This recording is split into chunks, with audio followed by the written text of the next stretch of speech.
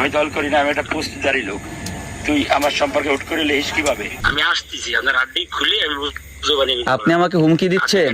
ভাই আপনি এটা পোস্ট করছেন, নুরুল হাসান পালাইছে। আপনি কি ভাই নুরুল হাসান পালাই দিল?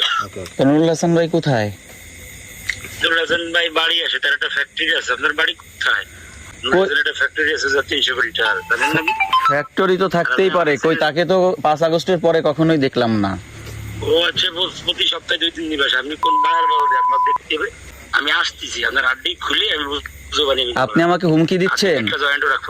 আপনি আমাকে হুমকি দিচ্ছেন? হুমকি দিচ্ছি না, আমি আইসে তোর আড্ডি ভাঙবানি না, আপনি তো, আমি আপনাকে চেনা তো দরকার নাই। কথা ফোন রাখ। আপনি আমাকে ফোন দিচ্ছেন কেন? ওই হুমকি দেওয়ার জন্য? তোমার বড় বড় বাপরা আমার চেনে। তোমার যে বাজান আছে না, বাজানের কাছে আমার নাম শুনবা, বুঝছো? তোমার বাজান আমার চিনবে, তুমি আমার চেনো না। তোমার মতো পাড়ার বাল আমার চেনা লাগবে? শালার ভাই শালা, এই শালার ঘরে শালা, তুই কি সাংবাদিক? না জানি আমি দল করি না। আমি কোন দল করি? আমি দল করি না, আমি একটা পোস্টদারি লোক। তুই আমার সম্পর্কে হুট করে লেহিস কিভাবে? নুরুল হাসান পালাবে কেন? এই বাস্টার্ড নুরুল হাসান পালানোর মতো কিছু করছে নাকি? নুরুল হাসান পালাবে? তুই আমার সম্পর্কে বলিস, তুই আমার চিনিস? তুই জানবি আগে একজন মানুষের প্রতি তুই লেখবি। তুই কে?